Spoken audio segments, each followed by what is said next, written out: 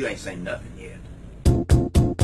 It might seem crazy what I'm about to say. Clap along if you feel like a room without a roof. News talking this and that. No offense to you, don't waste your time. Hip hop, bring me down. Can't nothing bring me down. Clap along if you feel like that's what you want to do. Bring me down.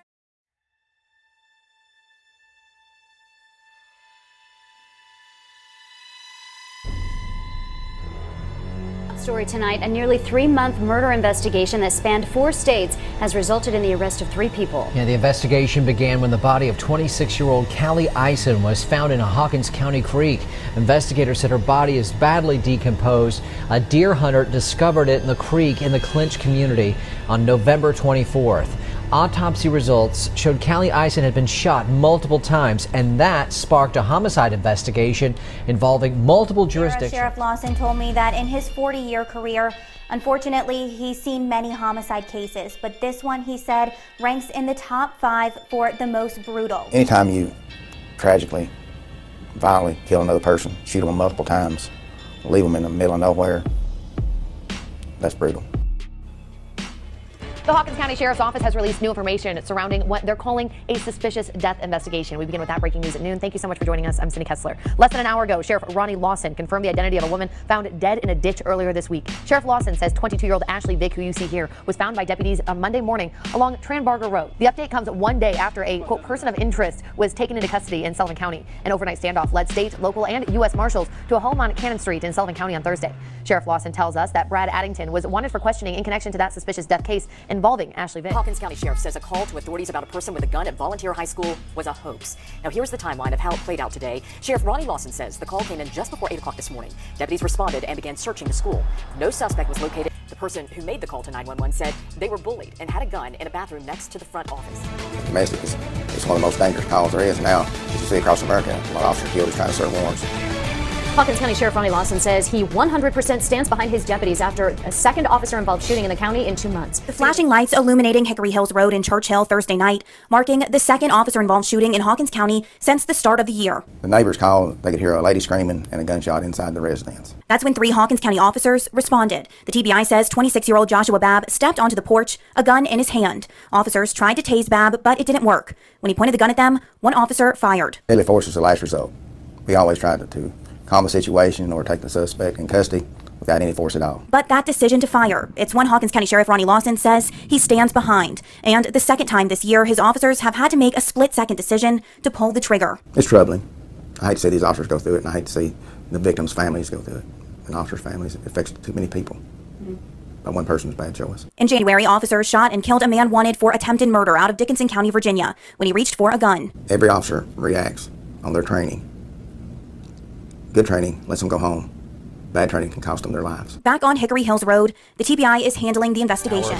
She had no idea. That's what Carlie Trent's aunt Linda Simpson continues to tell News Channel 11 and Curtis McLeod tonight about her husband, Gary Simpson. He's the man, of course, the uncle who is thought to have taken Carlie Trent from her school. A shocking move with their niece that continues to baffle not only the police, but also this young woman's family. Carlie Trent is a little girl from Hawkins County, Tennessee, who was abducted on May 8th, 2016. Hey, it's me, Carlie. She's the happiest little girl you ever did see, full of energy. She should never stay a minute for nothing. Now, a week later, still no sign of Gary Simpson or Carlie Trent. Linda Simpson says that she wants Carlie to know that her uncle can't be trusted. Don't listen to Uncle Gary. If you see me, Gary's lying to you, whatever he's telling you, because you're supposed to be home. And we all love you and miss you, and we're looking for you. Everybody everywhere's looking for you. In some ways, her life resembled that of Summer Wells. Her story revealed a motive that may be a possible motive in Summer's case. Both of these girls are adorable with blonde hair and blue eyes. Their lives may have been similar because they both seem to have had parents who may have had problems with drugs and likely lived in a very unstable home. Carlie's mother had lost custody of her, and her father was arrested and went to prison on drug charges. So her aunt and uncle had custody of her for 18 months until her father was released.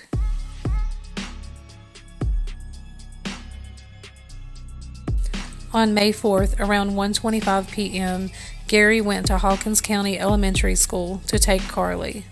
Since he and his wife had had custody of Carlie, and that information had not been updated, he was allowed to pick her up from school. She took us back to that fateful morning, the last time she saw her husband Gary Simpson and Carlie. I got up just like normal to get the girls up and for school. He got up about half an hour later, and everything was just like normal. But it wasn't, or at least Linda Simpson would soon find out later that day after her husband took Carlie from school and vanished. Linda says after both Carlie and her sister got up, her husband Gary... He got his cup of coffee, a bowl of cereal. We sat and watched for the bus after the girls got ready, and they went out here and got on the bus and went off to school. Well, then at 6:30, he left to go take his dad to do some errands and stuff, and that's the last I saw of him. After speaking with Gary Simpson's father, we do know that he made it to Goshen Valley. Gary then took his father and stepmother to a doctor's appointment in Kingsport. It's believed that he then went back to Rogersville, where he made a stop at the Save-A-Lot store and then picked Carlie up from Hawkins Elementary. Thankfully, in this case, it was known right away who the abductor was. Police knew who they were looking for, and they had an exact vehicle description and an idea of where they might be. Sheriff Lawson asked residents to search their own property and trail cams, which is exactly what he has asked of the public in Summers' case. He said it's easier for people to search their own property than for them to have to do it. Carlie's case had the happy ending that we all hope for in Summers' case, and the public searching their own property played a huge role in her being found. She was found by some local residents who were searching their own property. Gary had taken Carlie to a rural area that was only accessible by four-wheelers. Sydney, I'm here with the Hawkins County Sheriff and the Rogersville Police Chief, who's really been with this search from the beginning. And I'll start with you, Sheriff Lawson. How did they get found? What led to this? We've asked the public to kind of help join our searches and check their own properties and stuff. In this case, is what happened. They found them on their own property. So tell me a little bit about who found them and what they did to keep them there until you guys got there. It was Donnie Lawson and Stuart Franklin. They found them and they detained them till my officers got there. After the Amber Alert was issued, Donnie Lawson and Stuart Franklin got on their four-wheelers and started to look. Every day, walking miles and miles, checking many cabins. Although they are not allowed to comment on specifics of the case, the TBI says they found them here. Franklin held Gary Simpson at gunpoint, while Lawson called 911. Each one of us has been praying, every day to, help us to find this little girl, and so finally, answer prayers. Police say the van was located behind this hill on Gravelly Valley Road in Hawkins County. Neighbors who live nearby couldn't believe they were hiding just a couple of yards away. See anything or, spot anything that was out of the ordinary, unusual. We had no luck, but we didn't realize he was this close to our home. Roger Carpenter was also searching the land when the two were found. He says they were in the right place at the right time. Something just kept telling us to come back to Gravelly Valley, and I think I know what that something was. That's why I wear this shirt. A discovery that brought Carlie Trent to safety. A long, hard road, but thank God a good ending. And is that pretty much all you can ask for when it comes for citizens to be looking out? Oh, that's it. Just to find them and detain them till we get there. But it's just an extension of us. We've asked the public and the media for their help for the last week, and it finally worked out for us. Sheriff Lawson may have high hopes for a similar outcome in Summers' case. He has said multiple times that they need people to search their own property.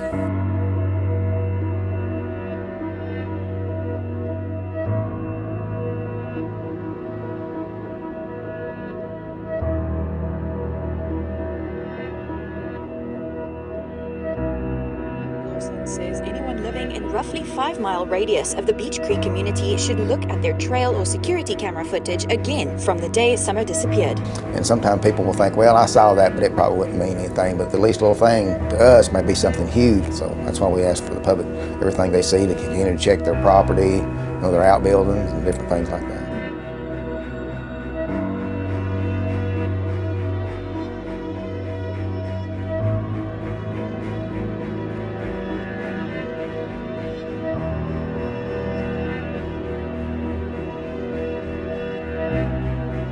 What made this man want to abduct his niece and take her away from her family? Gary had never been in trouble before, not even a speeding ticket. Family members believed that Gary had been jealous of Carlie's relationship with her father, but Gary said that he noticed that Carlie was treated unfairly in comparison to her younger sister. This very same motive has been theorized in Summers' case. Even Don Wells said early on that he wondered if someone had seen the pictures or videos that Candace shared online of Summer, and for whatever reason felt sorry for her and wanted to take her away from that lifestyle.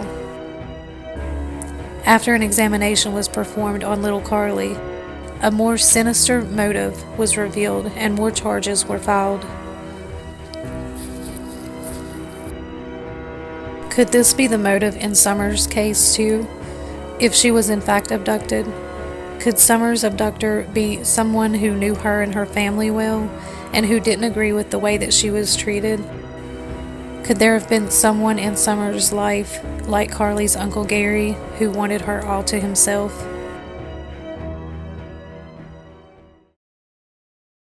Gary had a wife, and he mostly spent his time at home taking care of his disabled son. So what was his plan? What did he intend to do after kidnapping his niece? He said he planned to take her to a friend's house that he had met in the Marines. He planned to ask his friend's wife to homeschool Carlie, and then he was going to find a job.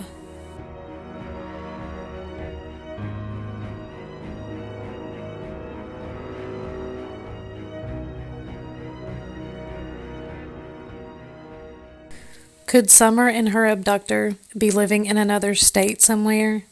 Is Summer being homeschooled? It really wouldn't be that hard to pull off with all of the COVID restrictions and parents choosing remote learning instead of sending their kids to school in person. Thankfully, Carlie's uncle's plan failed. Because of the public being on the lookout and searching for Carlie, she was brought home after only 8 days. A little more time has gone by in Summer's case. There's an enormous amount of people who are dedicated to keeping her name out there and making sure that people are aware of the details of this case.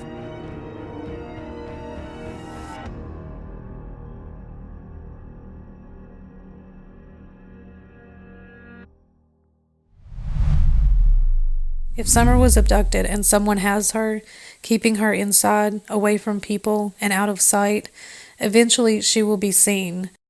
If an abductor exists in this case, they will slip up and Summer will come home.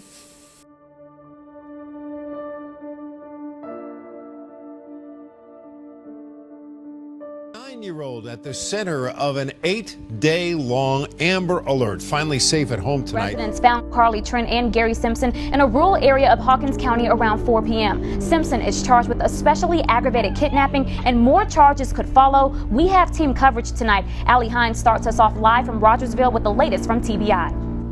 Linda Simpson says her husband is right where he belongs, in jail. She and the rest of the family just happy to have Carlie at home. Still in her pajamas after a ride home from the hospital. How are you feeling? Good. Carlie Trent appeared to be in good spirits as she greeted family in Rogersville, Tennessee after a week-long ordeal. You're excited to be home? Mm-hmm. What do you want to do? I don't know. Pretty soon, Carlie was acting like any other 9-year-old. I can do a cartwheel and land on my face. Playing on her trampoline and with one of her pets, in this case, an oddly named rabbit. I love alligator. He's mostly my rabbit. I usually take care of him. Our sister station in the Tri-Cities agreed not to ask Carlie about her kidnapping, for which her uncle, Gary Simpson, is now charged.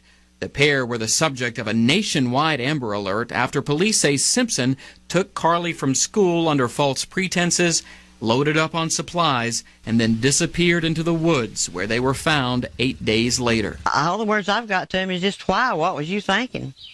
I mean, I don't know what he's thinking. Simpson is Carlie's uncle by marriage. Linda Simpson is his wife. He's where he deserves to be. I mean, he did what he did, and now it's time he's got to pay the price. She and others hope Carlie doesn't pay an emotional price as a result of this episode. We're just, going to love her and hold her and take care of her and support her, whatever she needs.